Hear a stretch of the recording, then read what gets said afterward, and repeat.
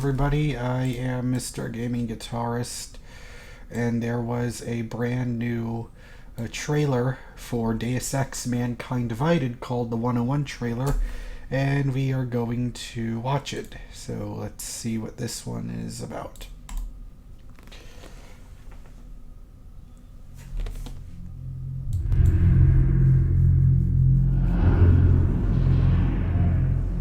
The augmented era began with such promise,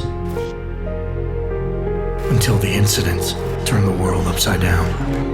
50 million dead, hundreds of thousands more maimed and injured.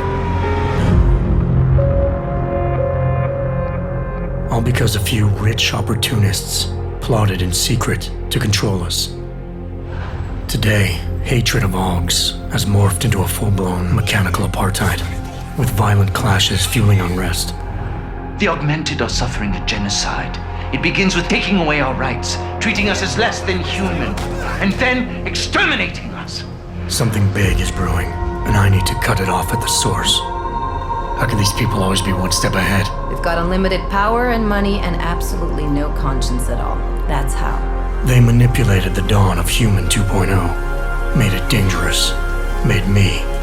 I'm going to use every advantage I have to stop them.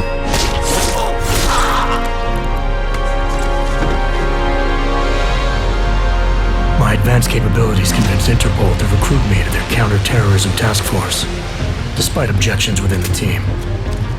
I'm willing to endure their prejudice, so long as it furthers my hunt for the true threat. Not gonna go all wonky on us now, Hansa, are ya? If I do, McCready, I guarantee you'll never see it coming. Turns out my military-grade enhancements were hiding a full set of cutting-edge experimental logs. You're telling me I got more implants than I thought I did?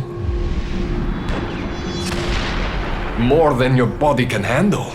Meaning my ability to infiltrate, fight, and circumvent has now grown exponentially. Right along with the increasing threat level.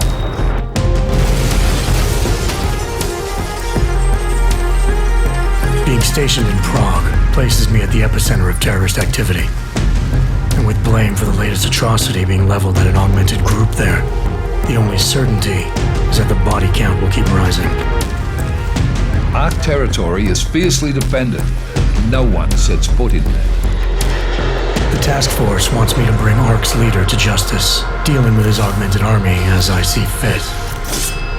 Starting my investigation by interrogating Talos Rucker on the realities of his non-violent approach could prove beneficial.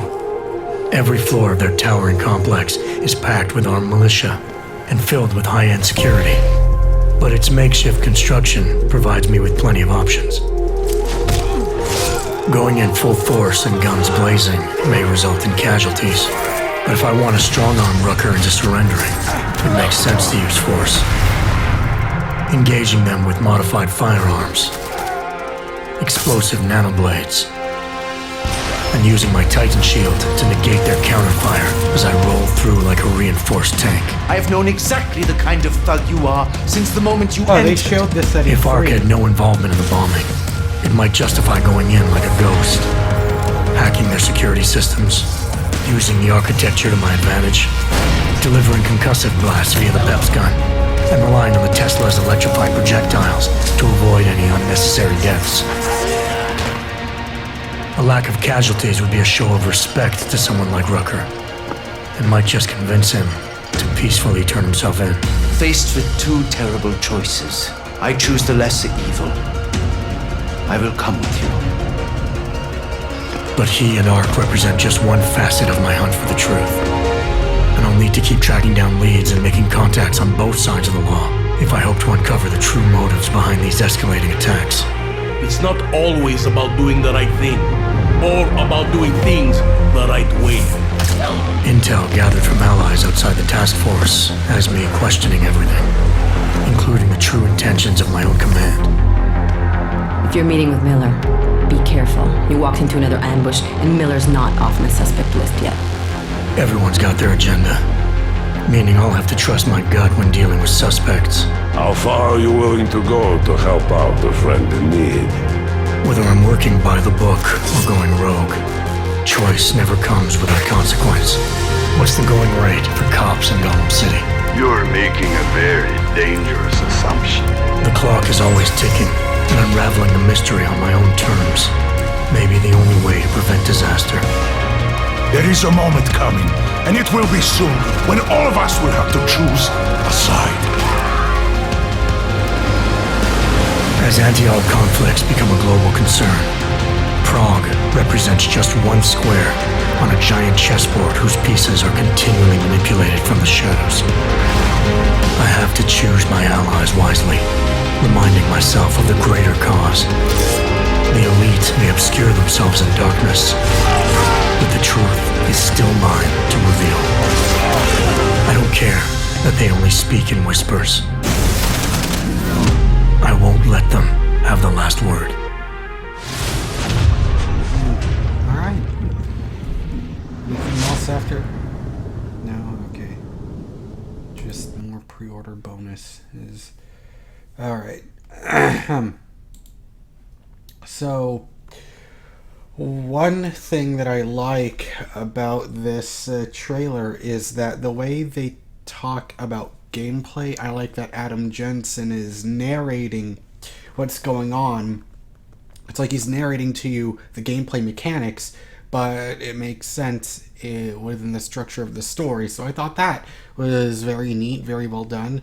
And I also like that it gives you the different ways to approach, because I played Human Revolution, and it almost, to me, it almost felt like stealth was the only way you could go through the missions, and it felt like if you used combat, if you used all of that, that you were, it almost felt like it was punishing the player. Now, Human Revolution came out 5 years ago, so forgive me if I don't remember all the details, but that's how I remember it. Like, it feels like you were meant to go through the game with stealth, but for me, you know, as much as I love stealth, I am awful at it, as you could see in the gameplay videos I did of Metal Gear Solid 5. I am awful at stealth, even though I love it and I respect the hell out of the stealth genre. To me, the thing I like about what they're showing in Mankind Divided is you can get a choice, and it feels like you're not being punished, or the game's not judging you for deciding to... excuse me. That the game's not judging you for going stealth or